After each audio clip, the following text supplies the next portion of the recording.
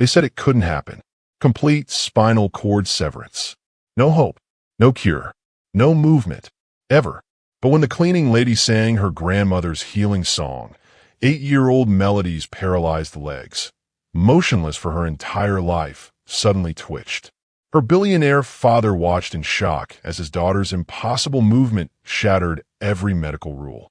If you're enjoying this story, don't forget to hit that subscribe button, like the video, and comment where you're watching from.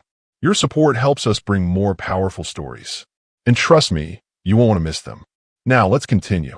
The morning fog clung to the Hollywood Hills like a gray blanket as billionaire tech mogul Harrison Blackstone stood at his daughter's bedside, watching the rise and fall of her small chest. 8-year-old Melody lay perfectly still beneath her powder blue comforter, her dark curls spread across the pillow like spilled ink. Her legs, thin as bird bones beneath the fabric, hadn't moved voluntarily since the day she was born. Harrison's reflection stared back at him from the bedroom window, a 42-year-old man whose steel-gray eyes held the weight of every failed treatment, every shattered hope. His black hair, now streaked with premature silver, was already perfectly styled despite the early hour. The navy suit he wore cost more than most people's cars, but couldn't buy him the one thing he wanted most. "Daddy." Melody's voice was soft as morning rain. Her emerald eyes, so much like her late mother's, blinked open slowly. "Good morning, sunshine," Harrison whispered, forcing a smile as he leaned down to kiss her forehead. Her skin was warm and smelled faintly of the lavender lotion the nurses used. "Dr. Rodriguez will be here soon for your session." Melody's small hand found his, her fingers impossibly delicate. "Will it hurt today?" The question pierced him like it did every morning. 8 years of physical therapy, experimental treatments, surgeries that promised miracles but delivered only scars. His fortune, built from creating revolutionary software that connected the world, couldn't connect his daughter's severed spinal nerves. "Dr. Rodriguez is very gentle," he said, though they both knew gentle didn't mean painless. 3 floors below, in the staff quarters of the 15,000-square-foot mansion, Yvonne Campbell was already awake. She'd been up since 4:30, as was her custom, using the quiet hours before dawn to pray and read from her grandmother's worn journal. The book, bound in cracked leather and filled with handwritten notes in both English and Patois, had traveled with her from Kingston to Los Angeles 5 years ago. At 34, Yvonne moved with the fluid grace of someone who had learned to make herself invisible while seeing everything. Her rich mahogany skin glowed with health, and her hair was twisted into neat locks that she kept pinned up while working. She wore a simple yellow blouse and dark jeans, bright colors that her grandmother always said carried healing energy. The journal lay open to a page titled "Children Who Cannot Walk When the Spirit is Trapped." Yvonne's fingertips traced the familiar words written in her grandmother's careful script. "Some children's bodies forget how to move because their spirits are afraid. The healing begins with songs that wake the sleeping parts." Nana Hyacinth had been a respected healer in their village, known for helping children with all manner of ailments. But here in America, Yvonne had learned to keep such knowledge buried. Rich people, she discovered, preferred their help to come with medical degrees and expensive equipment. She closed the journal carefully and tucked it into her cleaning supply bag, hidden beneath bottles of eco-friendly furniture polish and microfiber cloths. Her work visa described her as a domestic service provider, nothing more. The mansion stirred to life around her as she began her rounds. The other staff, a cook, 2 gardeners, and a driver, nodded their morning greetings. She was well-liked, but kept her distance, sharing little about her past or the dreams that sometimes came to her about the little girl upstairs. Yvonne called Mrs. Patterson, the house manager, a stern woman in her 60s who ran the estate with military precision. "Start with the upper floors today. Mr. Blackstone has meetings scheduled in the main office after lunch." "Yes, ma'am," Yvonne replied, her slight Jamaican accent softening the words. As she climbed the marble staircase, each step echoing in the cavernous foyer despite her soft-soled shoes, Yvonne could hear voices from Melody's room. Dr. Rodriguez had arrived, his confident baritone mixing with Harrison's tenser tones. The latest scans show no improvement, Dr. Rodriguez was saying as Yvonne quietly began dusting the hallway outside Melody's door. The spinal cord damage from the birth trauma remains complete. I know this isn't what you want to hear, but we've exhausted our conventional options. There has to be something. Harrison's voice was strained. Stem cell therapy? Gene therapy? I don't care what it costs. Mr. Blackstone, we've discussed this. The experimental treatments carry significant risks, and the success rates for cases like Melody's are less than 3%. I can't in good conscience recommend.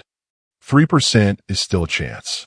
Yvonne paused in her dusting, her heart clenching at the desperation in the father's voice.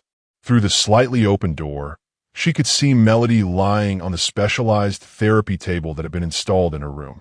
The little girl stared at the ceiling with the resigned patience of someone far too young to possess such acceptance. Melody, Dr. Rodriguez said gently, I'm going to move your legs now, okay? Tell me if you feel anything. Yvonne watched as the doctor lifted Melody's thin legs, bending and straightening them with practiced efficiency. The movements were mechanical, clinical. There was no warmth in them, no recognition that these lifeless limbs belonged to a whole person with dreams and fears. Her grandmother's voice whispered in her memory. The body remembers what the spirit teaches it. But first, the spirit must remember it is free. I don't feel anything, Melody said quietly, as she always did. The words hit Harrison like a physical blow. He turned away from the table, his shoulders sagging. For just a moment, his carefully maintained composure cracked, revealing the broken father beneath the billionaire facade. That was when his eyes met Yvonne's through the doorway. She quickly looked away, focusing on a crystal vase that didn't need cleaning. But she'd seen something in his gaze, a rawness that matched her own pain. She knew what it was like to feel powerless, to carry knowledge that others wouldn't accept. Mr. Blackstone, Dr. Rodriguez continued, his voice growing gentler. Perhaps it's time to focus on maximizing Melody's quality of life rather than chasing cures. She's a bright, beautiful child, with the right adaptive equipment and continued physical therapy to prevent muscle atrophy. Get out. The words were spoken so quietly that Yvonne almost missed them. Excuse me. Dr. Rodriguez blinked. I said get out. Harrison's voice was deadly calm. Take your equipment and your resignation and leave my house. Mr. Blackstone, I understand you're frustrated, but you understand nothing. Harrison turned back to face the doctor, and Yvonne could see the fury burning in his eyes. You've been telling me for 3 years that my daughter will never walk.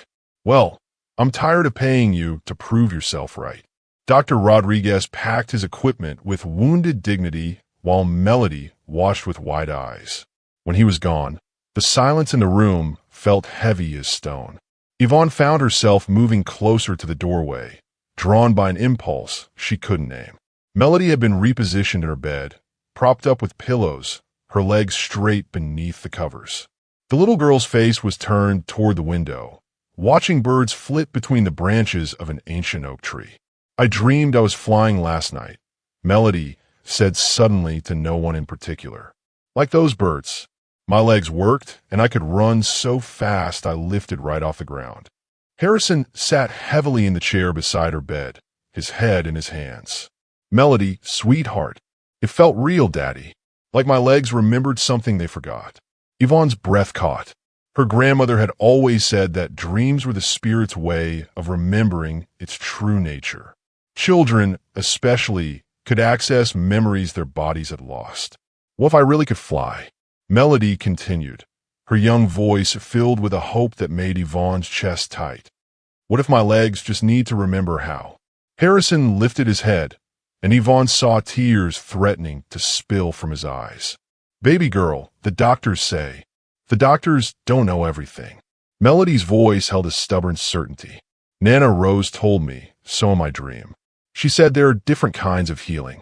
Harrison froze. Nana Rose, Mama's grandmama. She comes to see me sometimes when I sleep.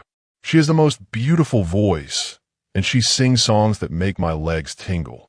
Yvonne's hands trembled on her dust cloth. She had never told anyone in this house about her grandmother's healing songs, or how she sometimes hummed them while working.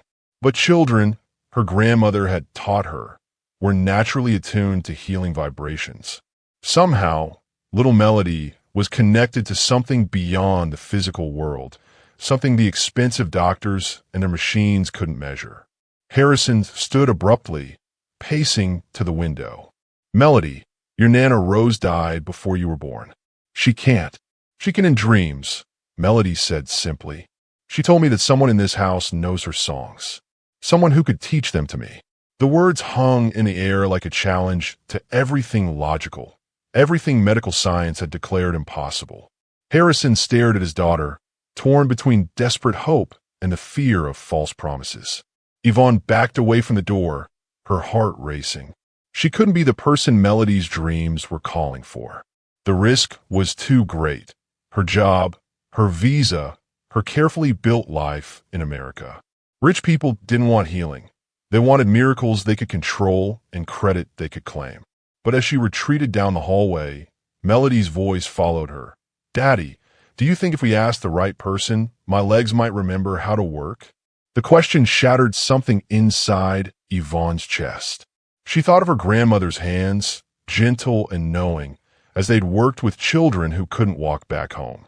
She thought of the songs that had traveled across oceans and generations, waiting for the right moment to bloom into healing.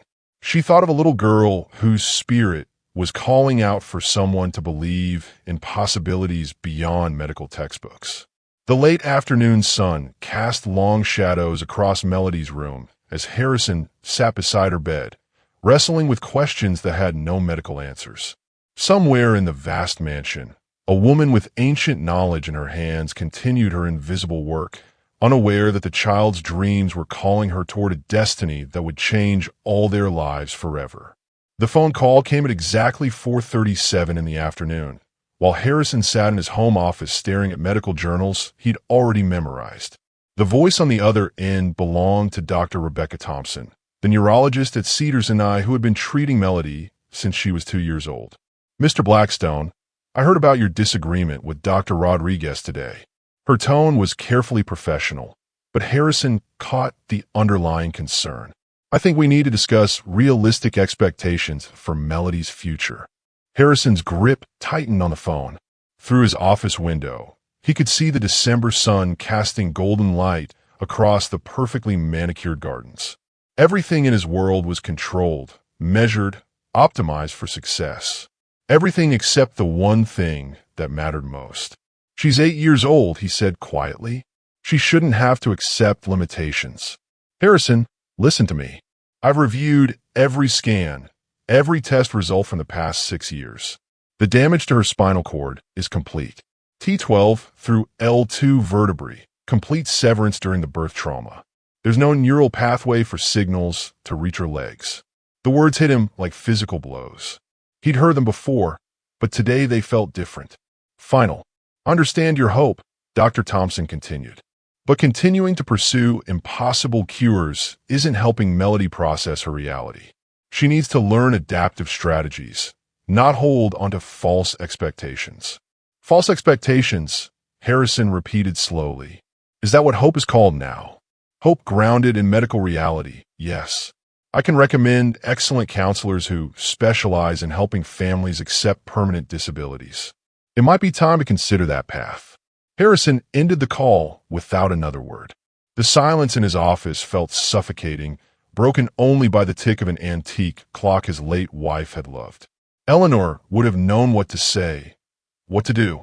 She'd always believed in possibilities beyond what doctors could see. But Eleanor had died in childbirth, and Harrison had been fighting alone ever since. He found himself walking upstairs toward Melody's room, his footsteps muffled by the thick carpeting.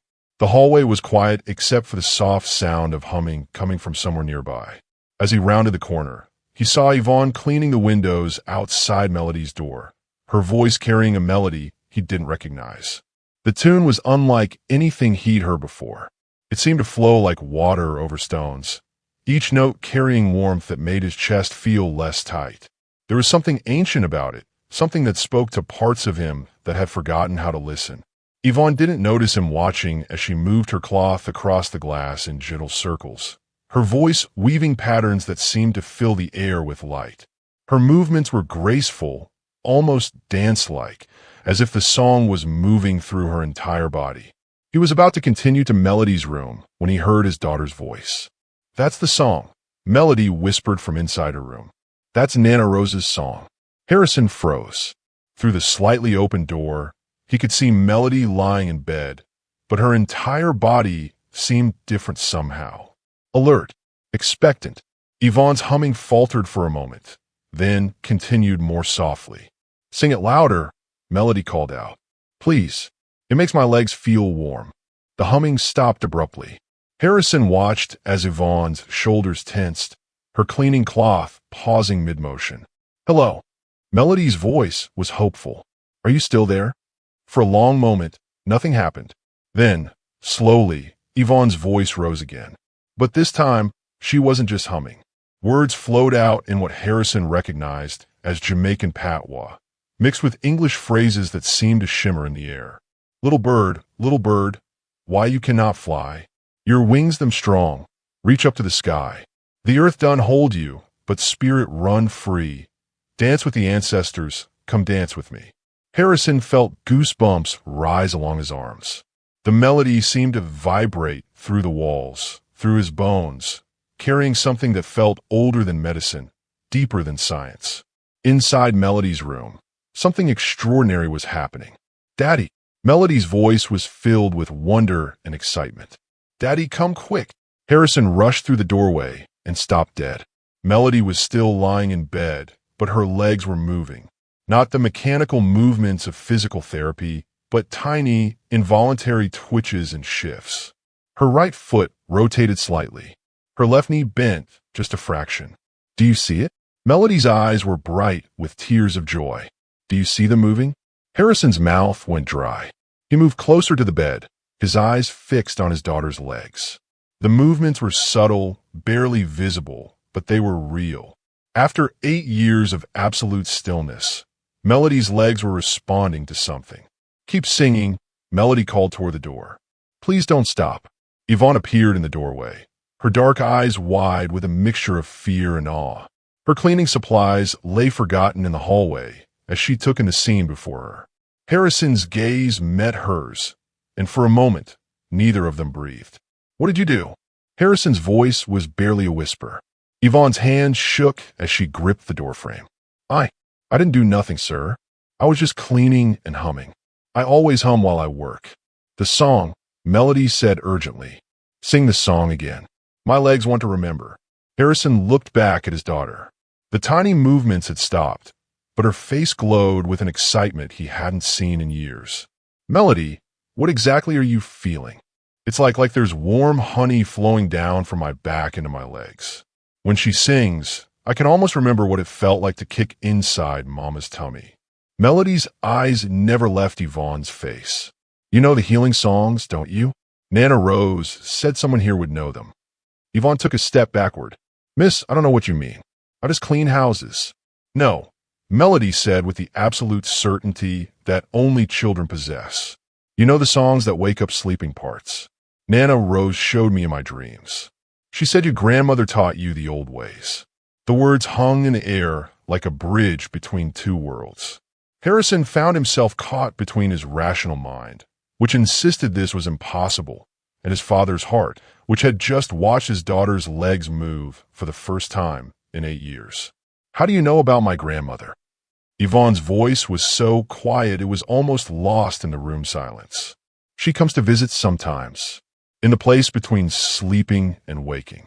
She has the same eyes as you, and she sings the same songs." Melody's voice carried a wisdom that seemed far beyond her 8 years. "She said you've been hiding your gifts because people here don't understand. But she said it's time to stop hiding." Yvonne's composure cracked. Tears spilled down her cheeks as she looked at this little girl who somehow knew secrets she'd never shared with anyone. "My grandmother, she passed 5 years ago. She never. How could you?" "Time works differently in dreams," Melody said simply. "And love doesn't stop just because bodies do." Harrison felt his worldview tilting on its axis. Every rational part of his mind screamed that this was impossible, that coincidence and wishful thinking were creating patterns where none existed. But he couldn't deny what he'd witnessed. He couldn't explain away the movement in his daughter's legs or the connection between these two people who had supposedly never met. The doctors say her spinal cord is completely severed, he said, his voice hoarse.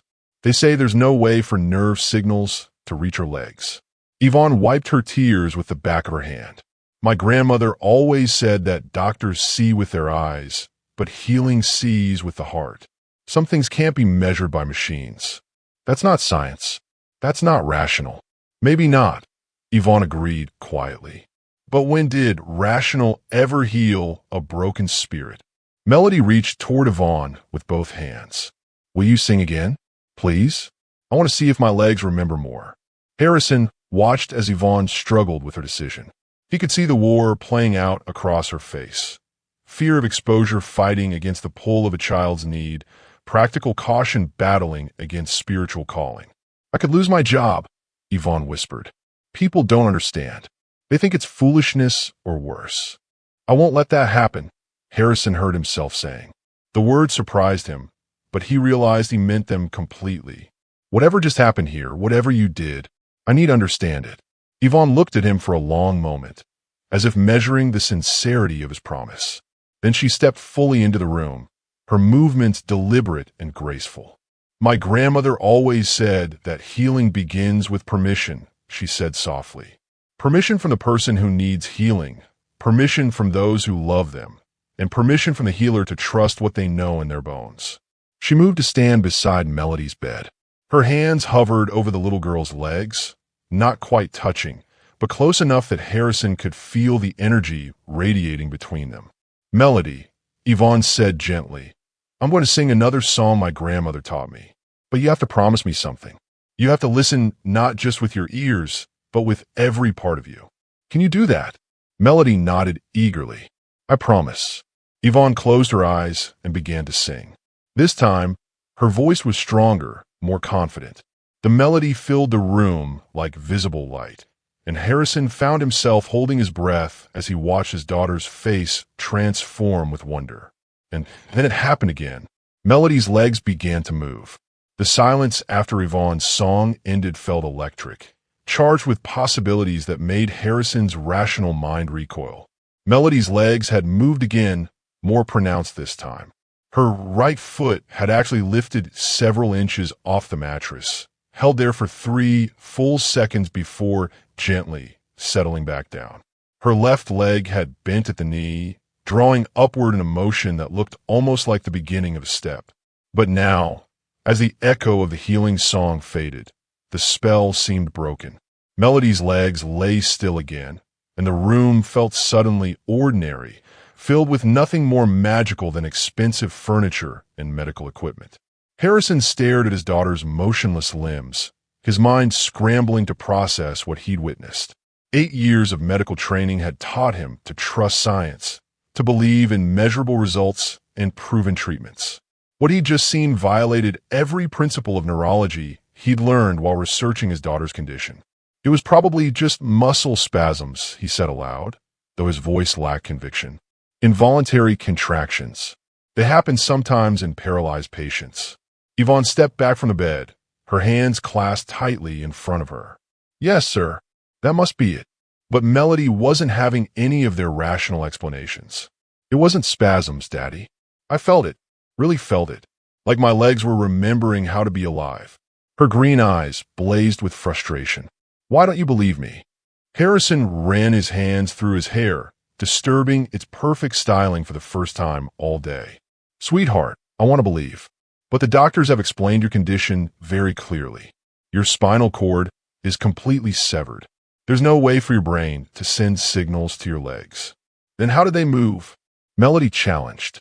It was the question that had been burning in Harrison's mind for the past 10 minutes. How had they moved? He'd seen it happen twice now, both times while Yvonne sang. But correlation wasn't causation. There had to be a logical explanation. Sometimes the body retains certain reflexes below the point of spinal injury, he said, pulling from medical articles he'd read. What we saw might have been residual nerve activity triggered by auditory stimulation. Even as he spoke the words, they felt hollow. Residual nerve activity didn't explain the coordinated movements he'd witnessed, or the look of pure joy on his daughter's face when her legs had responded. Yvonne was backing toward the door, her earlier confidence replaced by visible anxiety. "Mr. Blackstone, I should get back to my work. I have a guest bathrooms to clean before I leave tonight." "Wait," Melody called out. "Don't go. Please sing again. I want to show Daddy that it's real." "No, sweetheart," Harrison said quickly. "Yvonne has work to do, and you need a rest. It's been an exciting day." He saw the hurt flash across Melody's face, but he couldn't help himself. The rational part of his mind was reasserting control, building walls against possibilities that threatened his carefully ordered world. If he allowed himself to believe in healing songs and spiritual connections, where would it end? Would he become one of those desperate parents who chased false hope from one charlatan to another? Yvonne paused in the doorway, her eyes meeting Melody's. "Your daddy's right, little one. You need your rest." After Yvonne left, Harrison sat heavily in the chair beside Melody's bed. His daughter turned away from him, staring out the window at the darkening sky. The silence between them felt strained, filled with unspoken disappointments. "Melody," he said gently, "I know you want to believe that woman can help you, but I can't let you get your hopes up for something that isn't medically possible." "You mean something you can't control?" Melody said quietly, not looking at him. The words stung because they held truth. Harrison was a man who fixed problems through research, money, and determination. He'd built a technology empire by finding solutions to impossible challenges. But his daughter's condition had remained stubbornly beyond his ability to solve, and that helplessness aided him daily. "I want to protect you from disappointment," he said. "I'm already disappointed, Daddy. Every day, when I wake up and my legs still don't work. When I watch other kids run and play. When doctors look at me like I'm a puzzle they can't solve." Melody finally turned to face him, tears glistening in her eyes. "But for 10 minutes today, I felt hope. Real hope. And you want to take that away because it doesn't make sense to you." Harrison felt his chest tighten. How could he explain that hope without foundation was cruel? That he'd watched too many experimental treatments fail? Seen too many promises turn to ash? How could he tell his 8-year-old daughter that sometimes protecting her meant crushing her dreams? Meanwhile, 3 floors below, Yvonne sat on the edge of her narrow bed in the staff quarters, her grandmother's journal open in her lap. Her hand shook as she turned to a page she'd avoided reading for months. The entry was dated just 2 weeks before her grandmother's death, written in handwriting that had grown shaky with illness. "The gift is not mine to keep hidden. When the ancestors call through a child's voice, the healer must answer. Fear is the enemy of faith, and faith is the mother of miracles." Below that, in her grandmother's careful script, was the song Yvonne had sung to Melody. But there were other songs too, more powerful ones, meant for deeper healing. Her grandmother had made her memorize them all before she died, insisting that one day Yvonne would understand their purpose. "You have the hands, child," her grandmother had whispered on her deathbed. "You have the voice and the knowing. But most important, you have the heart that breaks for those who suffer. Don't let fear make you forget who you are." Yvonne closed the journal and walked to her small window, which looked out over the mansion's rear gardens. Somewhere above her, a little girl was probably lying awake, wondering why the adults in her life were so frightened of possibility. The truth was Yvonne was terrified, not of the healing itself, but of what would happen when she tried and failed. Back in Jamaica, when her grandmother's treatments didn't work, the community understood.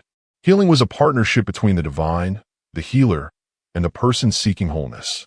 Sometimes the spirit wasn't ready. Sometimes the body needed more time. Sometimes the healing took forms that couldn't be seen with physical eyes. But here in America, failure would mean something different. It would mean she was a fraud, a woman taking advantage of a desperate father's hope. Her visa status was already precarious. If word got out that she was practicing some form of folk medicine without credentials, she could be deported. Yet the memory of Melody's legs moving haunted her. The child had felt something real, something that had sparked to life in response to the ancestral songs. Yvonne's grandmother had always said that children were the best judges of true healing because they hadn't yet learned to doubt what their spirits knew. Her phone buzzed with a text from her sister back in Kingston. "How's the rich family treating you? Still cleaning their big house?" Yvonne stared at the message, thinking about how to respond. How could she explain that she'd just witnessed something that challenged everything she thought she knew about her place in this world? Harrison was in his office, laptop open to medical research sites. He'd spent the last hour reading about spontaneous recovery in spinal cord injuries, searching for any scientific explanation for what he'd witnessed. The statistics were brutal. Complete spinal cord transection, like Melody's, had a recovery rate of essentially zero. There were cases of partial injuries improving over time, instances where initial diagnoses had been wrong, but nothing that matched his daughter's documented condition. He found a few studies on the placebo effect in pediatric patients, research showing that children's brains were more susceptible to suggestion than adult minds. Perhaps Melody's certainty that she was being healed had triggered some kind of psychological response that manifested physically. But that explanation felt as flimsy as tissue paper. He'd seen those movements with his own eyes.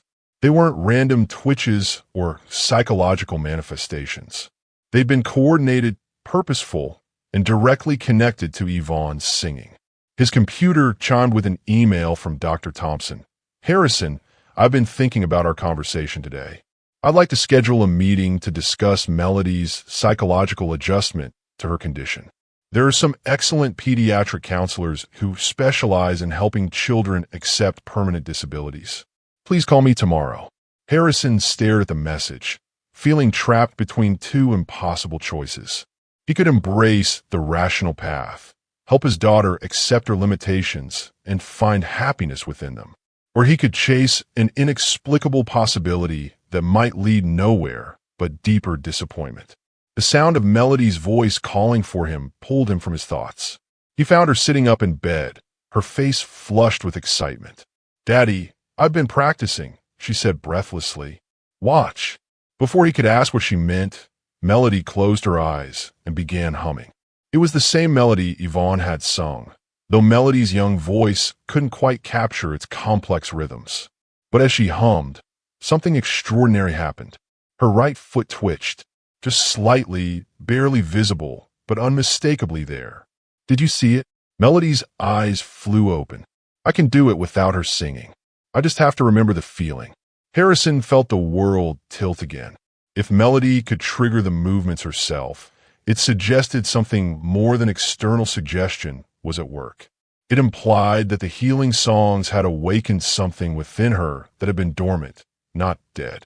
Harrison woke to the sound of rain hammering against his bedroom windows with unusual intensity. The weather forecast had mentioned possible storms, but this sounded like nature was waging war against the glass. He checked his phone, multiple alerts about a rare December storm system moving through Southern California, bringing with it flooding, power outages, and dangerous driving conditions. By 7:30, as he made his way to Melody's room for their usual morning routine, the storm had intensified beyond anything the meteorologist had predicted. The power flickered twice during his walk down the hallway, and he could hear the mansion's backup generator humming to life in the basement. "Daddy, look how angry the sky is," Melody said from her bed, watching sheets of rain slash across her window. The oak tree outside bent and swayed in the wind, its branches scraping against the glass like desperate fingers. "It's just a winter storm, sweetheart. Nothing to worry about." But even as Harrison spoke, the lights flickered again, longer this time. "Mrs. Patterson is making sure all the emergency systems are ready." What he didn't tell Melody was that Mrs. Patterson had already informed him that 3 of the staff members, including the cook and one of the gardeners, had called to say the roads were too dangerous to travel. The city had issued mandatory stay-at-home orders for everyone except emergency personnel. At 8:15, the power went out completely.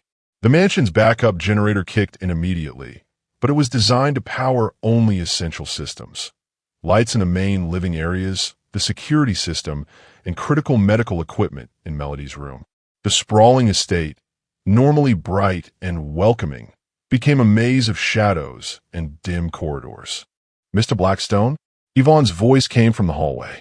She appeared in Melody's doorway, still wearing her yellow blouse, but now with a heavy sweater over it.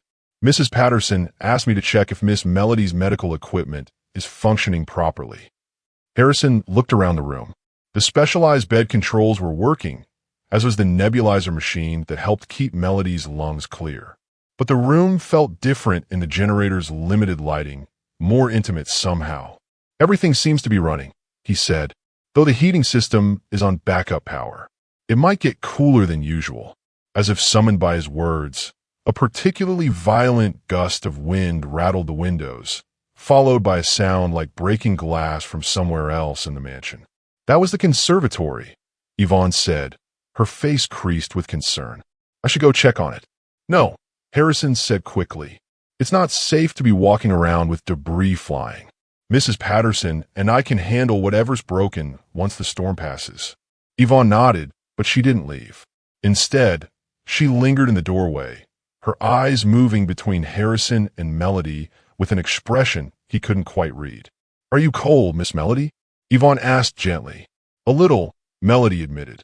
The backup power wasn't providing enough energy to maintain the room's usual temperature, and Harrison could see goosebumps on his daughter's arms despite her warm pajamas. Without hesitation, Yvonne moved to the closet and pulled out an extra blanket, tucking it carefully around Melody's small frame. Her movements were gentle, practiced, and Harrison realized this wasn't the first time she'd cared for someone who couldn't move on their own. "Better?" Yvonne asked. "Much better. Thank you."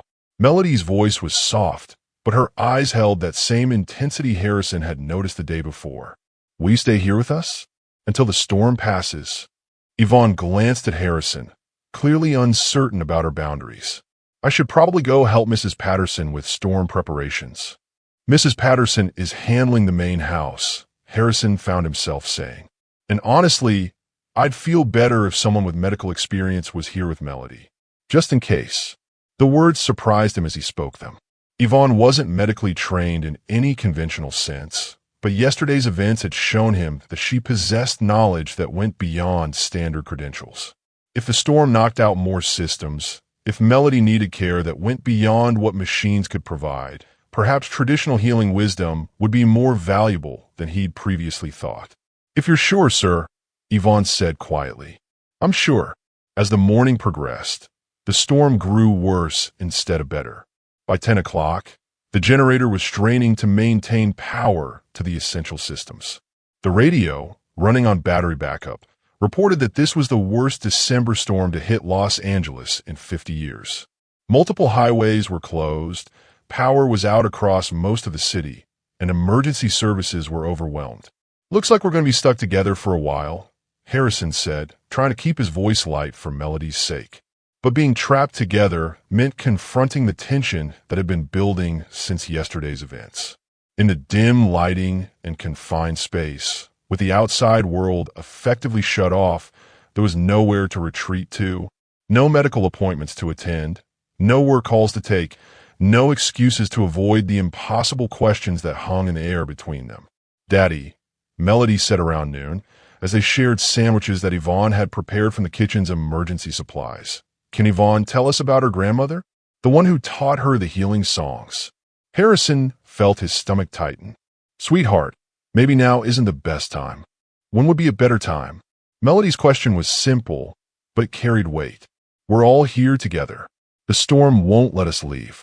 And yesterday you saw my legs move," when she sang. Yvonne, who had been quietly eating her sandwich in a chair by the window, looked up. "Mr. Blackstone, I understand if you don't want to hear about such things. I know they seem strange to people who haven't grown up with them." "It's not that they're strange," Harrison said slowly. "It's that they're unproven, anecdotal. I've spent 6 years researching every possible treatment for Melody's condition. If healing songs worked, there would be scientific studies, peer-reviewed research, documented cases. Maybe some things can't be studied in laboratories," Yvonne replied gently. "My grandmother always said that healing happens in the space between science and spirit. It requires both knowledge and faith. Faith doesn't regrow severed spinal cords, doesn't it? Melody interrupted. What about the faith that made you keep trying when every doctor said I'd never improve? What about the faith that made you spend millions of dollars on treatments with less than 3% success rates? Harrison stared at his daughter, startled by her insight. She was right. His relentless pursuit of medical solutions had been an act of faith, just faith directed towards scientific rather than spiritual possibilities. That's different, he said, but his conviction was wavering. Is it, Yvonne asked, or is it just faith in a different kind of knowledge? The generator chose that moment to stutter, plunging them into brief darkness before the lights flickered back on. In that moment of vulnerability, Harrison felt his carefully constructed walls beginning to crack. Tell me about your grandmother, he heard himself saying. Yvonne's face softened with surprise and something that looked like relief. Her name was Hyacinth Campbell. Back in our village in Jamaica, people called her Nana Hyacinth. She had what we call the gift of hands. Children who couldn't walk, adults with pain that doctors couldn't touch, people whose spirits were broken, they all came to her. And she healed them, actually cured them. Some she did, others she helped in different ways. She always said healing comes in many forms. Sometimes the body gets better. Sometimes the heart finds peace. Sometimes the person discovers strength they didn't know they had.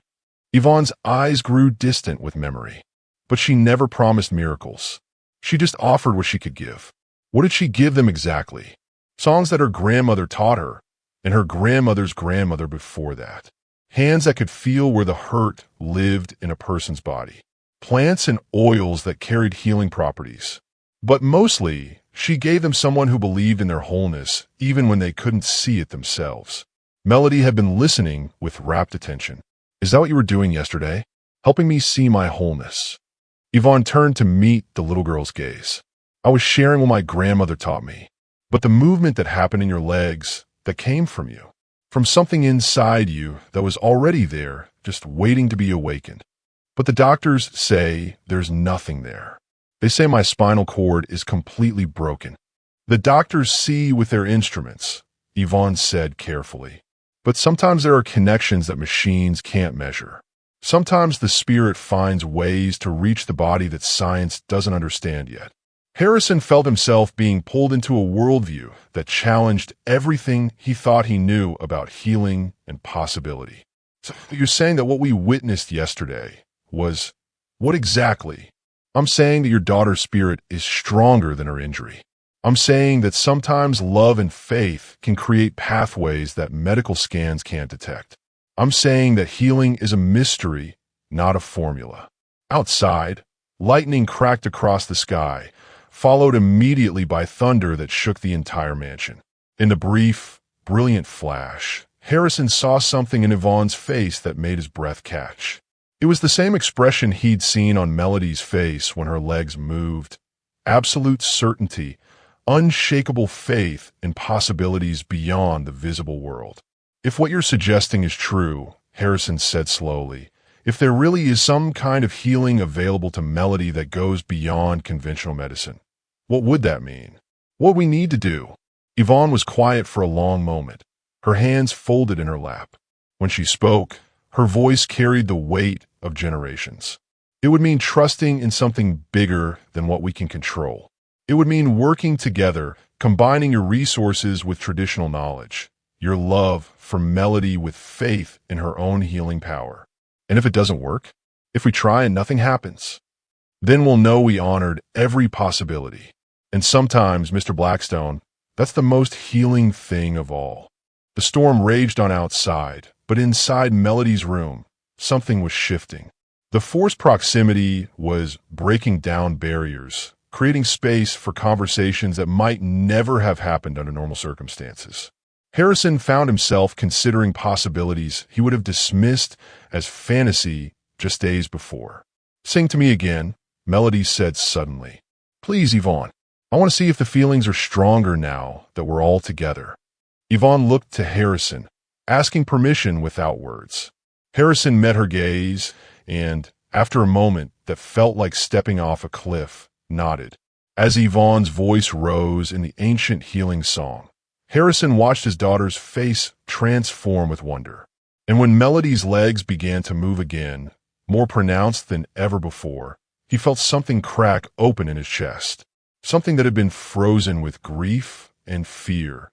Something that was finally ready to believe in miracles. Whenever you had to choose between what you could prove and what you could feel. Share your thoughts below, and don't forget to share this incredible story with someone who believes in the power of healing. As Yvonne's healing song filled the room and Melody's legs responded with increasingly coordinated movements, Harrison felt compelled to understand the deeper truth behind what he was witnessing. The rational part of his mind still demanded explanations, but now he was asking different questions. Not whether this was possible, but how it worked and why his daughter was responding so dramatically. "Yvonne," he said after the song ended and Melody's legs had settled back into stillness, "I need to understand more about your grandmother's methods. Was there any medical basis to what she did? Any training or knowledge that might explain these results?" Yvonne considered his question carefully before rising from her chair and moving to her cleaning bag, which she'd left in the hallway during the storm preparations. She returned with her grandmother's journal, its leather cover worn smooth by decades of handling. "My grandmother wasn't medically trained in the way you mean," Yvonne said, settling back in her chair. "But she learned from her grandmother, who learned from hers, going back 7 generations. Each woman added to the knowledge, kept records of what worked and what didn't." She opened the journal to a page near the beginning, where Harrison could see careful drawings of human figures with lines and marks indicating various pressure points and energy pathways. "This looks like acupuncture meridians," Harrison said, surprised. "Similar, yes, but our tradition focuses more on sound and movement than needles. My grandmother believed that the body has memory pathways that exist beyond the physical nervous system. When those pathways are activated through specific combinations of sound, touch, and spiritual connection, healing becomes possible even in cases where conventional medicine sees no hope." Melody propped herself up on her elbows to get a better look at the journal. "What do the pictures mean?" "Each drawing shows where healing energy flows through the body," Yvonne explained, turning to a page that depicted a child's figure. "See these lines? They represent the paths that connect your spirit to your physical form. Sometimes, when there's trauma or injury, those paths get blocked or disconnected. The songs and movements we use help reopen them." Harrison studied the detailed diagrams, his software engineer's mind trying to process what he was seeing. "So you're suggesting that there's some kind of neural network that operates independently of the central nervous system?" "Not exactly neural," Yvonne said thoughtfully. "More like spiritual circuitry. My grandmother called it the body's remembering. She said that every cell holds the memory of perfect health, perfect movement, perfect function. Trauma can make us forget those memories, but they never truly disappear. That's why I can feel my legs when you sing," Melody said with sudden understanding. "They're remembering how to work." "Exactly, little one. Your legs haven't forgotten how to move. The connection between your spirit and your body just needs to be strengthened." Harrison felt a familiar surge of protective skepticism. But Melody's spinal cord was physically severed during birth. The neural pathways were destroyed. How can spiritual connection overcome physical damage? Yvonne closed the journal and met his gaze directly. "Mr. Blackstone, can I ask you something personal?" Harrison nodded, though he felt suddenly vulnerable. "When your wife died, did you feel it immediately, even though you weren't in the room with her?" The question hit Harrison like a physical blow. He'd never told anyone about that moment, about the sudden, inexplicable certainty that had washed over him while he was in the hospital cafeteria, 3 floors away from the delivery room where Eleanor was fighting for her life. "How did you know that?" he whispered. "Because love creates connections that have nothing to do with physical proximity," Yvonne said gently. "If 2 hearts can communicate across space and even death, why is it so hard to believe that a mother's spirit can stay connected to her child's body?" Harrison felt his breath catch. "You think Eleanor is somehow involved in this?" "I think love is the strongest force in the universe, and a mother's love doesn't end just because her body does. When Melody talks about Nana, Rose visiting her in dreams, when she responds so strongly to the healing songs, when her legs move in ways that medical science says are impossible, maybe she's not just accessing ancestral healing wisdom. Maybe she's drawing on her mother's love as well. Melody's eyes filled with tears, but they were tears of joy rather than sadness. Is that why I always feel warm when the songs play? Like Mama is hugging me from the inside. It could be, "Sweetheart," Yvonne said softly. In my tradition, we believe that the spirits of those who love us never truly leave. They stay close, especially when we need healing. Harrison found himself thinking back to the moments after Eleanor's death, when he'd held their newborn daughter for the first time.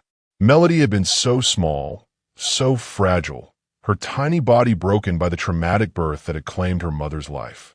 He'd whispered to Eleanor's spirit then, begged her to help their daughter survive, to find a way to be okay despite everything that had gone wrong.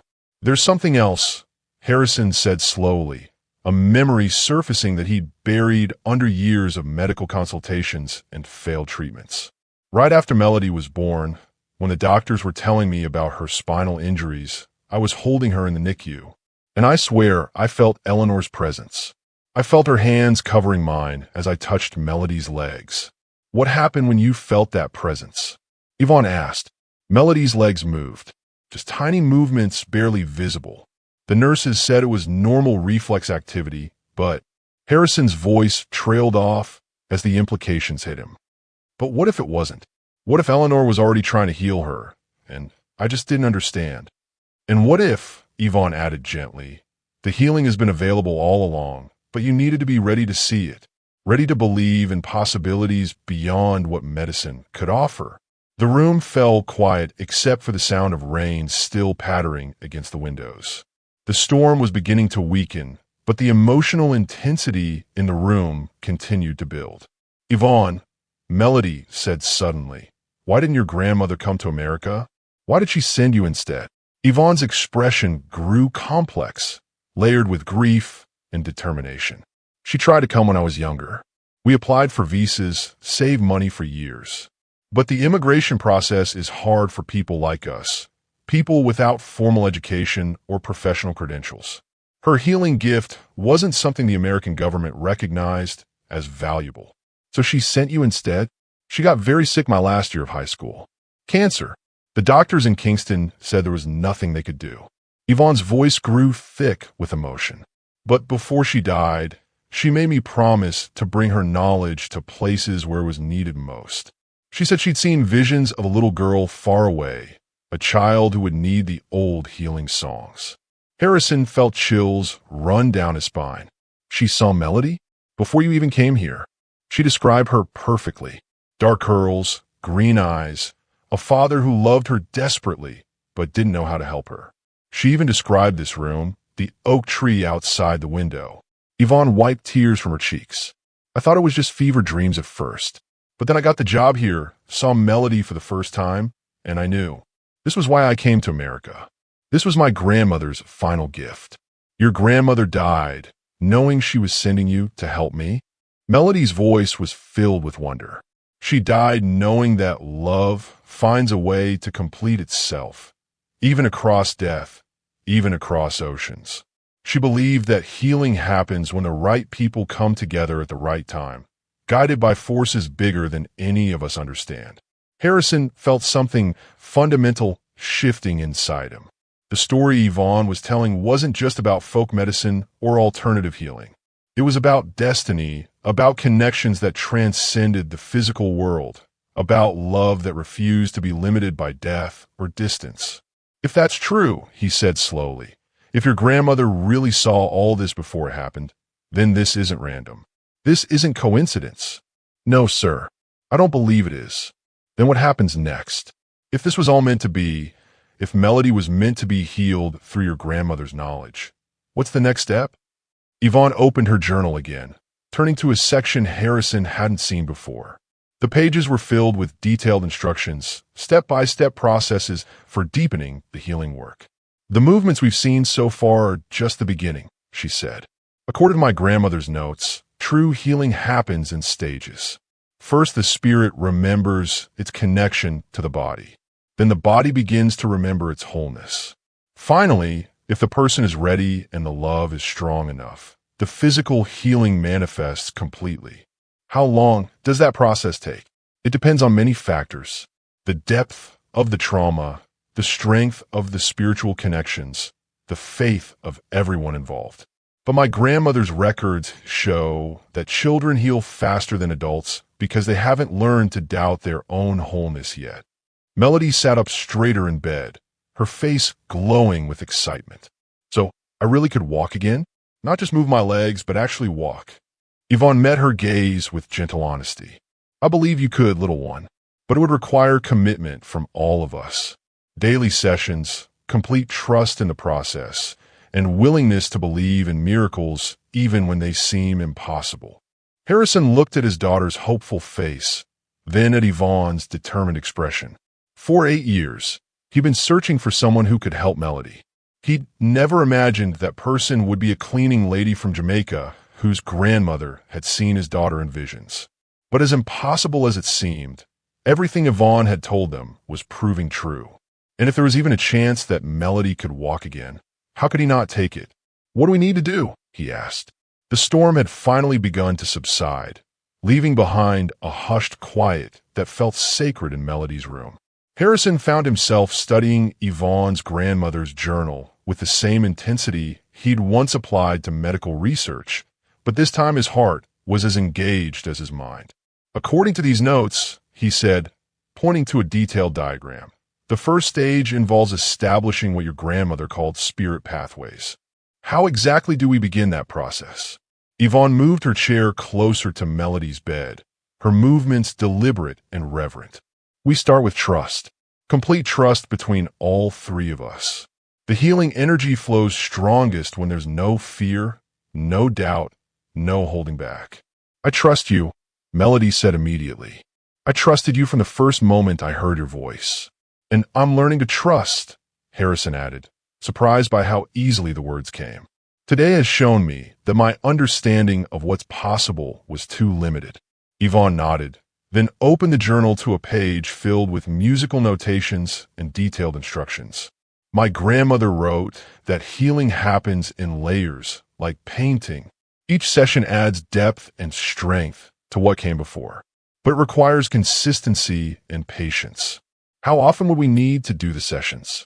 Harrison asked. Daily at first. Morning and evening, for at least an hour each time. The body needs repetition to remember new patterns. Yvonne traced her finger along the written instructions. And it's not just the singing. There are movements too, specific touches that help guide the energy flow. Harrison felt a flutter of concern. What kind of touches?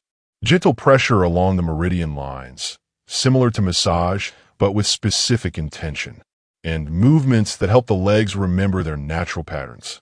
Yvonne looked up at him directly. Nothing inappropriate, nothing that would make Melody uncomfortable. Everything would be done with both of you present, with your permission for each step. Show me, Melody said eagerly. I want to start right now. Yvonne glanced at Harrison, who nodded his consent. She stood and moved to the foot of Melody's bed, her hands hovering over the little girl's legs without quite touching. First, we establish connection, she said softly. Melody, I want you to close your eyes and imagine warm golden light flowing down from your heart, through your belly and into your legs. Can you picture that? Melody nodded, her face serene with concentration. Now, Mr. Blackstone, I want you to place your hands on Melody's shoulders. You're going to be the anchor point, the love that grounds her during the healing process. Harrison moved to sit on the edge of Melody's bed, his hands resting gently on her small shoulders. The moment he made contact, he felt something shift in the room's energy. It was subtle but unmistakable, like the difference between a room that's empty and one that's filled with presence. Perfect, Yvonne whispered. Now, Melody, I'm going to sing while I trace the energy lines along your legs. Don't try to make anything happen. Just let yourself feel whatever comes naturally. As Yvonne began to hum the familiar healing melody, her hands moved in slow, graceful patterns above Melody's legs. She didn't touch the skin directly, but stayed about an inch away, her palms following invisible pathways from Melody's hips down to her toes. Within moments, Harrison felt warmth building beneath his hands. Melody's shoulders relaxed, and her breathing deepened into something that seemed more like meditation than sleep. "I can feel it," Melody whispered without opening her eyes. "It's like sunshine flowing through me." Harrison watched in amazement as Yvonne's hands continued their careful work. There was nothing mystical or theatrical about her movements. She looked like a master craftsperson at work, someone who understood her tools and materials with absolute precision. "The energy is flowing much more freely today," Yvonne observed quietly. "The trust between us is opening pathways that were blocked before." As she spoke, Melody's right leg began to twitch. But this time, the movement looked different, more coordinated, more purposeful. Her knee bent slightly, and her foot rotated in a motion that looked almost like the beginning of a walking step. "Harrison," Yvonne said softly, "put your hand on her right thigh, just above the knee. Feel what's happening." Harrison moved his hand as instructed and nearly gasped. Melody's leg felt warm, almost hot, and he could feel something like electrical pulses running through the muscle tissue. "What is that?" he asked. "The body remembering," Yvonne replied. "Nerve pathways that have been dormant are beginning to wake up. Not the damaged spinal cord pathways, but deeper ones. Older ones." "I don't understand. What do you mean by older pathways?" Yvonne continued her work while she explained. "My grandmother believed that the body has multiple nervous systems. The one doctor study is just the most obvious. But there are others that operate on different levels. Spiritual pathways that connect directly to the soul's memory of perfect health." As if responding to their conversation, Melody's left leg began to move as well. Both legs were now shifting and adjusting in small, but clearly coordinated patterns. It looked like she was trying to walk while lying down. "Melody," Harrison said gently, "what are you experiencing right now?" "I'm walking on the beach with Mama," Melody replied dreamily, her eyes still closed. "The sand is warm under my feet, and the waves are tickling my toes. We're collecting shells together." Harrison felt tears prick his eyes. Eleanor had always talked about taking their future children to the beaches in Malibu, about building sandcastles and searching for perfect shells. Melody had never been to a beach, had never experienced sand between her toes, but somehow she was accessing that memory anyway. "Keep walking, sweetheart," he whispered. "Keep walking with Mama." Yvonne's voice joined the healing song, adding harmonies that seemed to lift the melody into new dimensions. As she sang, her hands moved in increasingly complex patterns, weaving what looked like invisible threads between Melody's legs and the air around them. The movements in Melody's legs became stronger, more pronounced. Her right foot lifted several inches off the mattress and held there for nearly 10 seconds before gently lowering. Her left knee drew up toward her chest in a motion that looked exactly like a natural walking stride. "This is remarkable," Harrison breathed. "How is this possible?" "Love is the most powerful force in the universe," Yvonne replied, never breaking the rhythm of her work. "When love, faith, and ancient wisdom combine, they can overcome limitations that seem absolute." For nearly an hour, they continued the session. Melody remained in her trance-like state, occasionally murmuring about her walk on the beach with her mother. Her legs moved in increasingly complex patterns, and Harrison could feel the warmth and energy building in her muscles. Finally, Yvonne began to slow her movements and let her voice fade to a whisper. Melody's legs settled back into stillness, but Harrison noticed they seemed to fall into a more natural position than before. Instead of the lifeless arrangement typical of paralyzed limbs, her legs looked relaxed, as if she had simply chosen to rest them after activity. "How do you feel, little one?" Yvonne asked gently. Melody opened her eyes slowly, her face glowing with peace and joy. "I feel different, stronger, like my legs are more awake than they've ever been." "Can you feel them now?" Without the singing, Melody concentrated for a moment, then smiled broadly. "Yes, I can feel them. Not everything, but tingling, like they're full of sparkles." Harrison reached over to touch his daughter's leg, and was amazed to find it still warm, still carrying that subtle electrical sensation he'd felt during the session. "Yvonne," he said quietly, "I owe you an apology. I was so focused on protecting Melody from false hope that I almost prevented her from receiving real healing." "You were being a good father," Yvonne replied.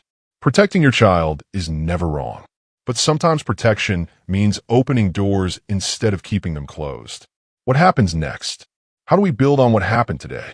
Yvonne consulted her grandmother's journal again. "We do this twice daily, gradually increasing the intensity and duration. According to these notes, we should see progressive improvement over the next few weeks. More movement, stronger sensations, better coordination. And then, if everything goes according to the traditional progression, Melody should be able to attempt standing within a month. Walking could follow within 6 to 8 weeks. Harrison felt his breath catch. The timeline seemed impossibly fast compared to conventional rehabilitation, which typically showed minimal improvement over years rather than weeks. "Is there anything else we need to do? Any special preparations or equipment?" "Just consistency, faith, and love," Yvonne said simply. "The most powerful healing happens when a child feels completely supported and believed in." Melody reached for both their hands, creating a circle of connection around her bed. "I love both of you," she said with the pure honesty that only children possess. "Daddy, thank you for letting Yvonne help me. And Yvonne, thank you for sharing your grandmother's gift." Harrison felt something ease in his chest that had been tight with worry for 8 years. For the first time since Melody's birth, he felt genuine hope. Not the desperate, grasping hope that had driven him to pursue impossible medical treatments, but a calm, centered certainty that his daughter was going to be okay. "We're a team now," he said, squeezing both their hands. "Whatever this process requires, whatever challenges we face, we'll handle them together." Outside, the last of the storm clouds were breaking apart, allowing rays of late afternoon sunlight to stream through the windows. The light fell across Melody's legs like a blessing, illuminating skin that was no longer pale and lifeless, but warm and filled with promise. As Harrison watched his daughter's peaceful face and saw the gentle strength in Yvonne's eyes, he realized that this was what healing really looked like. Not dramatic medical interventions or expensive equipment, but 3 people bound together by love and faith, working to restore what had been broken. The real miracle wasn't just that Melody's legs were beginning to move again. The miracle was that they had found each other across continents and cultures, guided by forces that were invisible but undeniable. 2 days after the storm, the healing sessions had become the centerpiece of their daily routine. Each morning and evening, the 3 of them gathered in Melody's room for what Harrison had started calling their miracle time. Melody's progress was undeniable. She could now move both legs with increasing coordination, lift her knees to her chest, and even maintain sensation in her feet for hours after each session. Harrison was in his office, researching ways to document Melody's improvement for potential medical review, when Mrs. Patterson knocked on his door with an expression that immediately put him on alert. "Mr. Blackstone, there are 2 people here to see you. They say it's regarding Melody's care." Her voice carried a tension he'd never heard before. "Who are they?" "Dr. Rebecca Thompson from Cedars-Sinai and someone from the Department of Children and Family Services." Harrison felt ice form in his stomach. "DCFS? Why would they be here?" "They wouldn't give me details, sir. But they've asked to speak with you immediately, and they want to examine Melody." Harrison's mind raced through possible explanations. Had someone reported unusual activity in the house during the storm? Had a neighbor seen Yvonne coming and going at irregular hours and misinterpreted the situation? He found Dr. Thompson in the main foyer alongside a stern-looking woman in her 50s wearing a navy blazer and carrying an official-looking briefcase. "Harrison," Dr. Thompson said, her usual warmth replaced by clinical distance. "This is Linda Morrison from DCFS. We need to discuss some concerns that have been brought to our attention." "What kind of concerns?" Harrison kept his voice steady, but his protective instincts were screaming. Ms. Morrison stepped forward, consulting a tablet in her hands. "Mr. Blackstone, We've received a report that your daughter is receiving unqualified medical treatment from a domestic worker. Additionally, there are concerns about your recent dismissal of her established medical team without arranging for replacement care. Who made this report? That's confidential, but we take any allegations of medical neglect very seriously, especially when they involve a disabled child. Harrison realized that Dr. Rodriguez must have filed a complaint after being dismissed. The man had probably painted Harrison as an unstable father chasing dangerous alternative treatments. There's been a misunderstanding, Harrison said carefully. Melody is receiving excellent care. Dr. Thompson spoke up. Harrison, Dr. Rodriguez told me you've terminated all conventional medical treatment and are now relying on some kind of folk healing. Is that accurate? It's more complicated than that. Mr. Blackstone, Ms. Morrison interrupted. We need to see your daughter immediately. If she's being subjected to unproven treatments that could be harmful, we have the authority to remove her from the home pending a full investigation. The words hit Harrison like physical blows.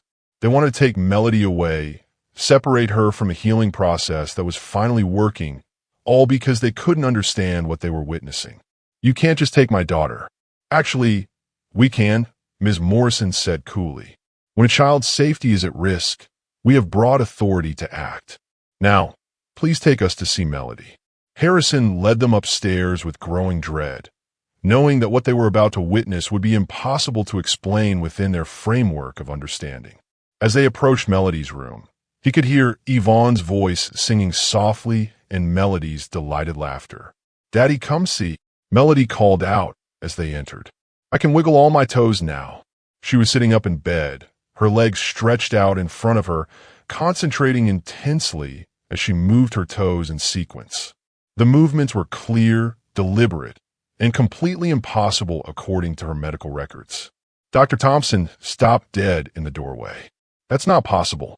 Her motor function tests show complete paralysis below T12. Yvonne, who had been sitting beside the bed guiding Melody through exercises, immediately stood and stepped back. Harrison could see fear flicker across her face as she took in the official-looking strangers. "Melody," Ms. Morrison said, her voice artificially gentle. "I'm Linda, and this is Dr. Thompson. We're here to make sure you're healthy and safe. Can you tell me what this woman has been doing with you?" "Yvonne's been teaching me how to remember how to use my legs," Melody said proudly. "Watch this." She concentrated for a moment, then lifted her right knee several inches off the bed. "I couldn't do that 3 days ago." Dr. Thompson moved closer to examine Melody's legs, her face a mixture of confusion and professional skepticism. "Harrison, what exactly has been happening here?" "Healing," Harrison said simply. "Real healing. There's no such thing as real healing for complete spinal cord transection," Dr. Thompson said sharply. "What I'm seeing here suggests either a misdiagnosis from the beginning or—" She trailed off, clearly struggling to find another explanation. Ms. Morrison had turned her attention to Yvonne. "Ma'am, what are your medical qualifications? Are you licensed to provide physical therapy or any other form of medical treatment?" "I'm not medically licensed," Yvonne replied quietly. "I was just sharing songs my grandmother taught me." "Songs?" Ms. Morrison's voice rose. "You're treating a paralyzed child with songs?" "Ms. Morrison," Harrison interjected, "you don't understand the situation." "I understand perfectly. A vulnerable disabled child is being subjected to unproven folk remedies by an unqualified caregiver while her father has abandoned legitimate medical care. This is exactly the kind of situation DCFS exists to address." "But it's working," Melody protested. "My legs are getting better. Why is that bad?" Dr. Thompson sat on the edge of the bed and began conducting a quick neurological examination. She tested Melody's reflexes, checked her sensation with a pin, and had her attempt various movements. With each test, her frown deepened. "This doesn't make medical sense," she muttered. "According to your scans, you shouldn't have any sensation or voluntary movement below your injury site." "Maybe the scans were wrong," Melody suggested. 8 years of scans can't all be wrong. Dr. Thompson looked up at Harrison. "I need to run new tests immediately. Full neurological workup, updated MRI, complete reassessment. Fine, Harrison said. Test whatever you want. But you'll find that Melody's condition is improving dramatically. Ms. Morrison was taking notes on her tablet. Mr. Blackstone, I'm going to need a complete explanation of what's been happening here. Who is this woman? What treatments has she been providing? And why did you terminate your daughter's medical care? Before Harrison could answer, Melody spoke up with the fearless honesty of childhood. You're all acting like what's happening to me is bad, but it's the best thing that's ever happened. For the first time in my whole life, I can feel my legs. Why are you trying to stop that? The question hung in the air, exposing the fundamental conflict between bureaucratic caution and miraculous possibility. Ms. Morrison and Dr. Thompson represented a system designed to protect children from harm, but their definition of harm didn't include preventing healing that fell outside conventional understanding. Melody, Dr. Thompson said gently, sometimes people can make us believe things are happening when they're not really happening. It's called the placebo effect. You think I'm making this up? Melody's voice carried hurt and indignation. Watch. She closed her eyes, concentrated, and then lifted both legs off the bed simultaneously, holding them in the air for several seconds before lowering them back down. The room fell silent. What Melody had just done was medically impossible, witnessed by 3 adults who couldn't deny what they'd seen. Ms. Morrison was the first to speak. Mr. Blackstone, I'm going to need to interview this woman separately, and I want Melody examined by an independent medical team. That's fine, Harrison said, though his stomach was churning. But I won't have Melody separated from her care. That may not be your choice to make, Ms. Morrison replied coldly. If we determine that this woman has been providing unqualified medical treatment, she could face criminal charges. And if we determine that you've been neglecting your daughter's medical needs, we'll remove her from your custody. Yvonne stepped forward, her face pale but determined. Ms. Morrison, I understand your concerns. But before you make any decisions, please let me explain what we've been doing. Ma'am, anything you say could be used in legal proceedings. I'd advise you to remain silent until you've consulted with an attorney. I don't care about legal proceedings, Yvonne said firmly. I care about that little girl. If explaining myself helps protect her access to healing, then I'll explain everything.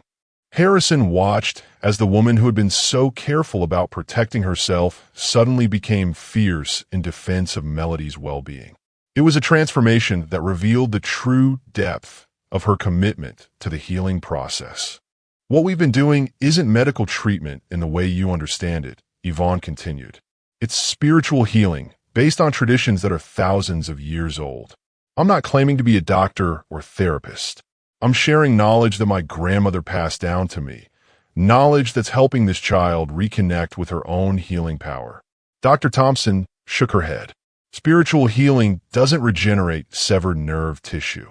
Maybe it doesn't regenerate anything, Yvonne replied. Maybe it just helps the spirit remember what the body never forgot. Ms. Morrison looked back and forth between them, clearly struggling with a situation that didn't fit into any of her usual categories. Mr. Blackstone, I'm placing a temporary hold on these sessions until we can complete our investigation. And I'm recommending immediate medical evaluation to ensure your daughter hasn't been harmed. You can't stop us from healing together, Melody said, her voice growing stronger. We're family now. Families take care of each other. Melody, Ms. Morrison said, this woman is not your family.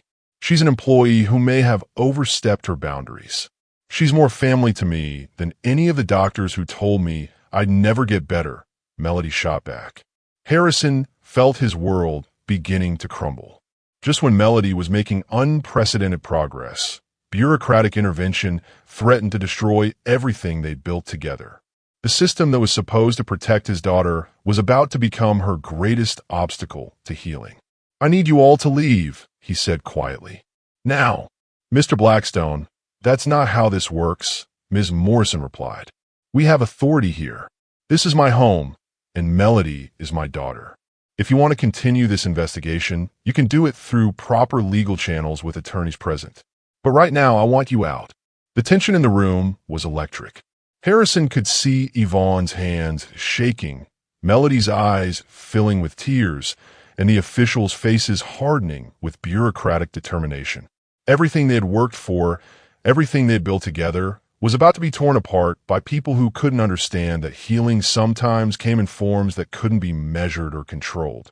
Have you ever seen a system try to destroy something beautiful just because it didn't understand it? Share your thoughts in the comments, and please share this story with someone who understands that sometimes love has to fight for what's right. After the officials left with threats of legal action and custody proceedings, the mansion felt like a tomb. Harrison sat in his office, staring at his laptop screen, but the words of the legal documents he was trying to read blurred together. His mind kept circling back to the same impossible choice: protect Melody's healing or protect her from being taken away from him entirely. His phone had been ringing constantly since Dr. Thompson and Ms. Morrison departed. His attorney had called 3 times, urging him to comply with the DCFS investigation and immediately reinstate conventional medical care. The hospital's legal department wanted to schedule meetings. Child welfare advocates were demanding explanations he couldn't give without sounding delusional. But the call that shattered his remaining composure came at 2:45.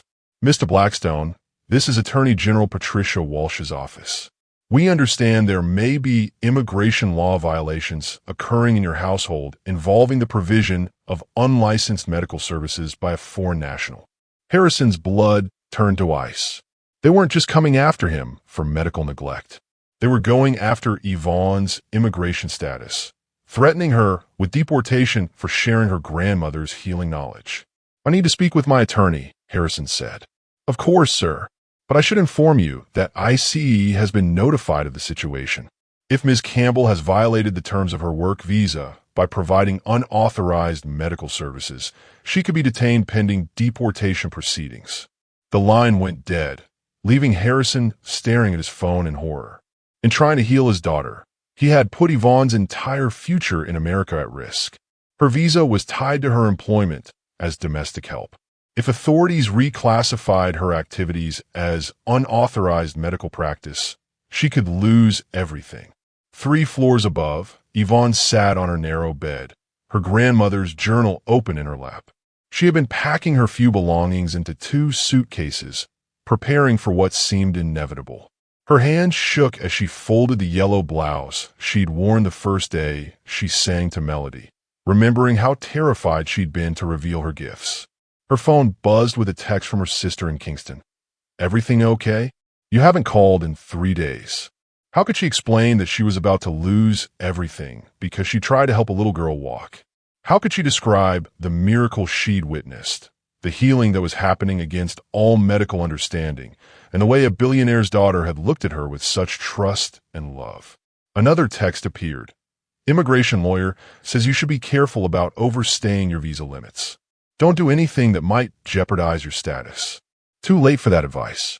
Yvonne closed her eyes and whispered a prayer to her grandmother's spirit. Nana, what do I do?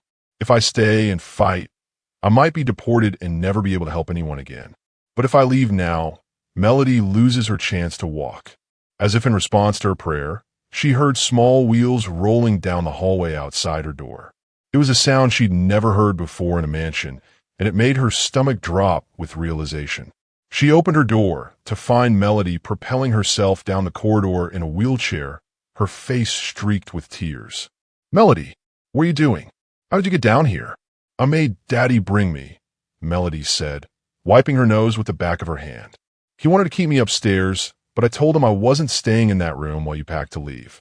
Yvonne knelt beside the wheelchair, her heart breaking at the sight of this brave little girl who had been forced back into the mobility device she'd been transcending. Sweetheart, the situation is complicated. The government people, they don't understand what we've been doing. So you're just going to give up? Melody's green eyes flashed with an anger Yvonne had never seen before. You're going to let them win? I'm trying to protect you. If I stay and they arrest me, you could get taken away from your daddy. That would be worse than anything. No, it wouldn't. Melody's voice was fierce with conviction. Being taken away from both of you would be the worst thing. But losing my chance to walk again because grown-ups are scared, that's the second worst thing. Harrison appeared at the end of the hallway, his face haggard with exhaustion and impossible decisions. Melody, You shouldn't be down here bothering Yvonne while she's running away, Melody finished. Just like you want to run away from the lawyers and doctors. That's not fair, sweetheart. I'm trying to find a solution that keeps us all safe. Safe isn't the same as right, Melody shot back. Mama wouldn't have given up. The words hit Harrison like a physical blow. Eleanor had been fearless in the face of impossible odds, fighting for their unborn daughter's life, even when the doctor said both of them might die. She had chosen love over safety, hope over reasonable expectations. Melody, Harrison said quietly, what exactly are you asking me to do? Fight for us. Fight for our family. Melody reached out to take both their hands. The three of us together. We're stronger than we are apart.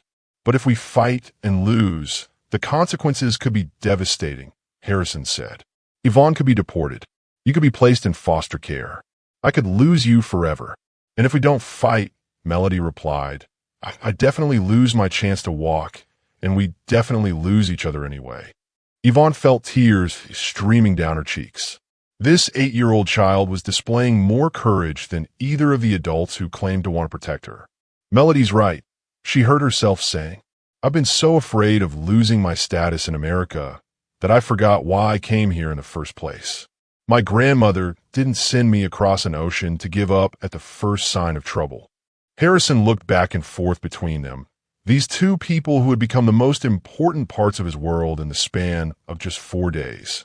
If we're going to fight this, we need to be smart about it. We need evidence, documentation, witnesses who can testify to what they've seen. I could be a witness, Melody said immediately. I'll tell them exactly what happened to my legs. An 8-year-old's testimony won't be enough. We need medical professionals who can examine you and confirm the improvements. Yvonne suddenly straightened in her chair. What about Dr. Rodriguez? He examined you the day before I first sang to you. He has records of your complete lack of movement. He's the one who reported us to DCFS, Harrison reminded her. But he's also a doctor who documented your condition extensively. If we could get him to examine Melody now, to see the changes with his own eyes. He'd never agree to that. He thinks we're dangerous. Melody's face lit up with sudden inspiration. What if we didn't ask him? What if we just showed him? Harrison frowned. What do you mean? What if we went to his office? Just walked in during his regular hours and asked for an examination? If I can demonstrate movement and sensation that wasn't there 5 days ago, he'd have to acknowledge it as a medical professional. Melody, you can't walk yet. How would we walk into his office? Melody's smile was radiant with possibility. But I can move my legs now. I can feel them. And yesterday during our session, when I was dreaming about the beach with Mama, I almost felt like I could stand up. Almost isn't the same as actually doing it, Harrison said gently. Then let's find out what I can actually do, Melody said with determination that reminded Harrison powerfully of her mother. Let's do a healing session right now. A real one, with everything we've learned. And let's see how far I've really come. Yvonne looked uncertain. Melody, healing doesn't work on demand. It happens when the spirit is ready, when the conditions are right. The conditions are right, Melody insisted. We're all here, we all believe in what's possible, and we're not giving up on each other. Those are the only conditions that matter. Harrison felt something shift inside his chest. For days, he'd been trying to protect his daughter by controlling the situation, managing the risks, finding safe solutions. But Melody was teaching him that sometimes protection meant stepping into the unknown together, trusting in possibilities that couldn't be guaranteed. All right, he said quietly. Let's go upstairs. Let's see what's possible when we stop being afraid and start believing in what we've built together. As they made their way back to Melody's room, Harrison realized that the choice wasn't really between safety and risk. It was between hiding from their truth or standing up for it. Between accepting limitations or insisting on miracles. Between being separated by fear or united by love. Whatever happened next, they were going to face it as a family. Yvonne unpacked her suitcases while Harrison helped Melody out of the wheelchair and back in her bed. The afternoon light streaming through the windows felt different now, charged with possibility rather than shadowed by dread. Are you ready? Yvonne asked, opening her grandmother's journal to the page with the most advanced healing techniques. "We're ready," Harrison and Melody said in unison, as Yvonne began to sing the ancestral songs that had traveled across oceans and generations to reach this moment. Harrison placed his hands on his daughter's shoulders and felt the future opening up before them like a door that had been locked for 8 years. They were about to discover just how far love and faith could carry them when everything else fell away. When everything is on the line, what would you choose? Safety or the chance for a miracle? The courage of this family is incredible. Let me know in the comments what you think happens next. And don't forget to subscribe because this ending is going to leave you speechless. As Yvonne opened her grandmother's journal to the final, most powerful healing sequence, the late afternoon sun cast golden light across Melody's room. Harrison positioned himself at his daughter's shoulders while Yvonne moved to the foot of the bed, her hands hovering over Melody's legs with practiced precision. "This is different from what we've done before," Yvonne said softly, reading from her grandmother's carefully written notes. "This technique is designed to complete the healing circuit, to fully reconnect spirit and body.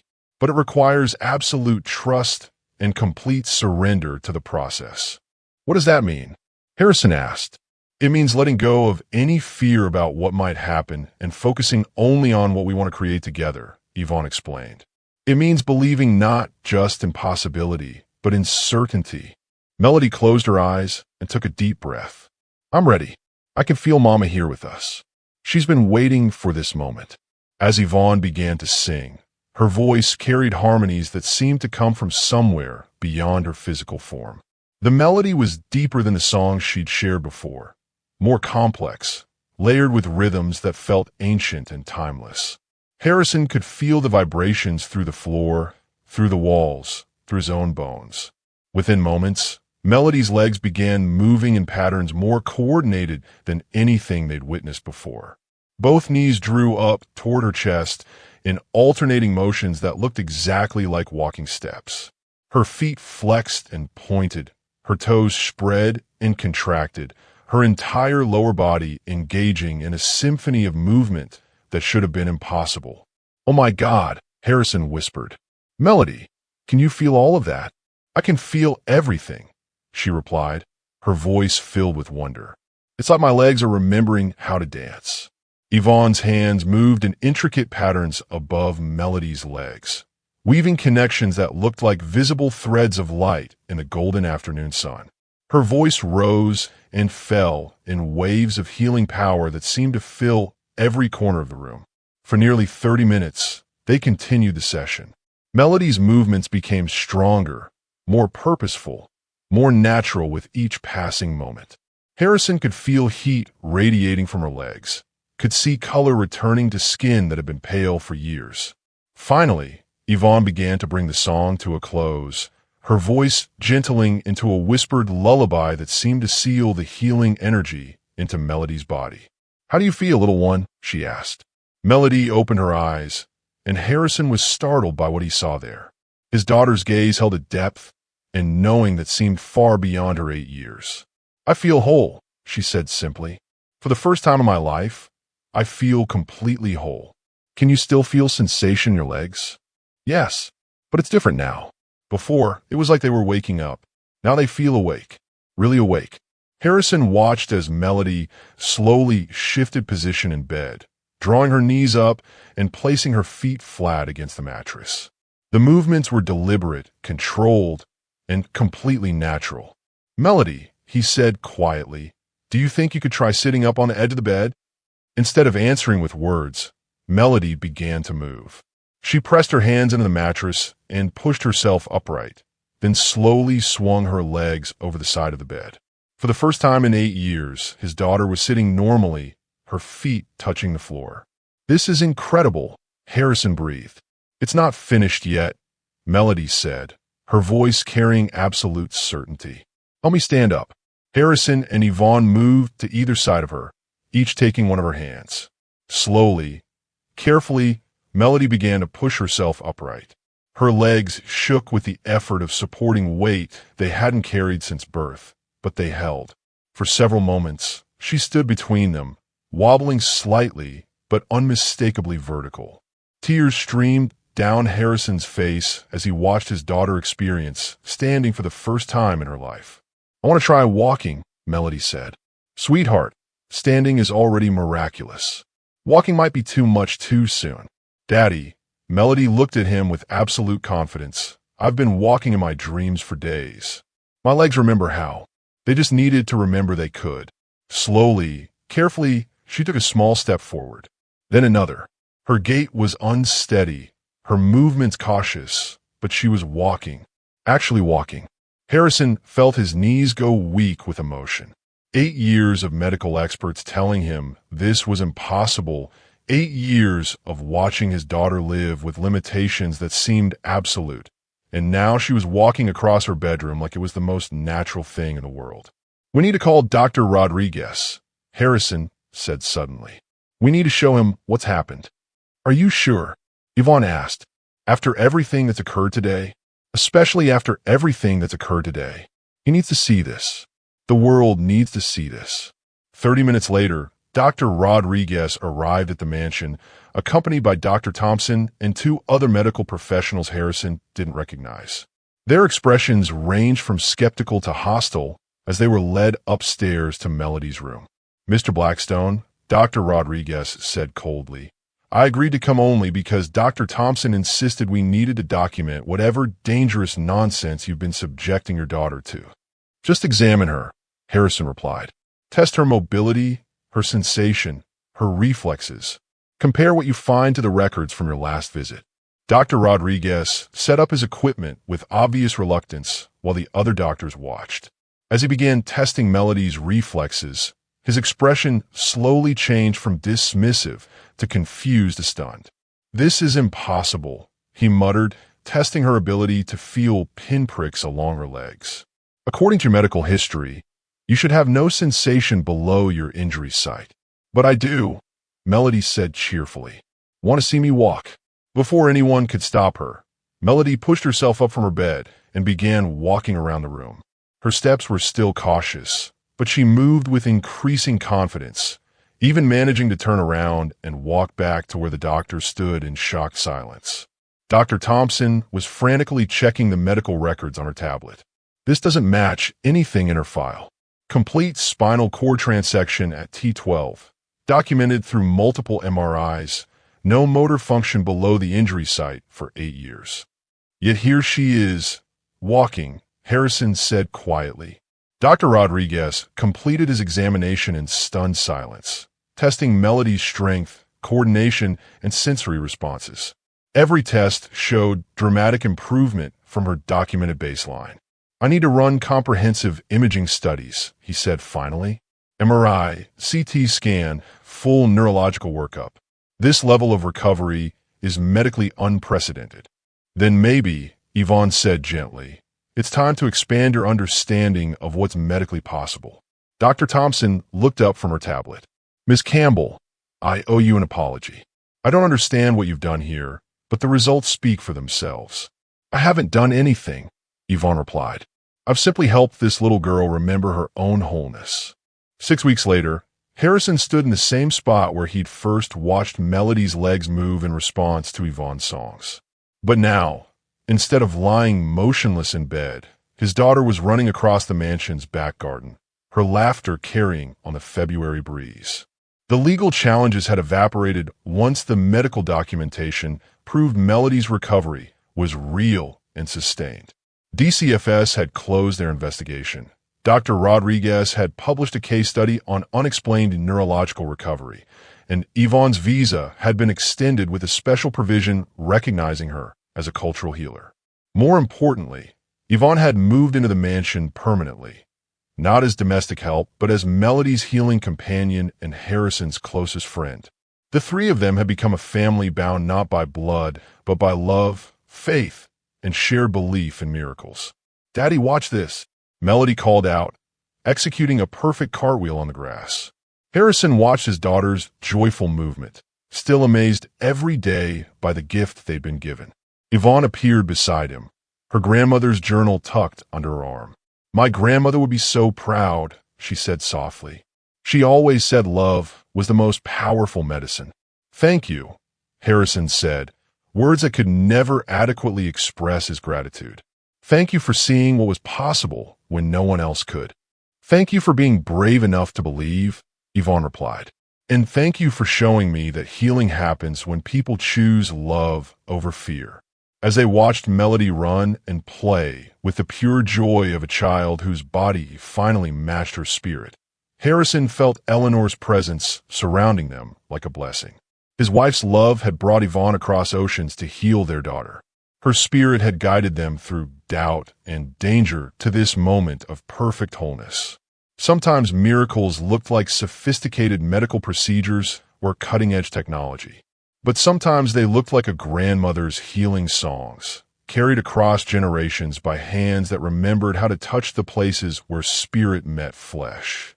Sometimes the most profound healing happened when love refused to accept limitations, when faith proved stronger than fear, and when three hearts chose to believe in possibilities that couldn't be measured or explained. Melody ran toward them, her face glowing with health and happiness, her legs strong and sure beneath her. As she launched herself into Harrison's arms, he caught her easily, spinning her around while her laughter filled the air. Their family was complete. Their daughter was whole, and love had proven, once again, that it could overcome anything. What an incredible journey this has been, from despair to hope, from impossible to inevitable. This family found healing through the power of love, faith, and ancient wisdom. Thank you for watching this story to the end. If you enjoyed this story, you will surely love the next one. It's as interesting as you can ever imagine. So do check it out. Click on the image showing on your screen right now to watch the next one.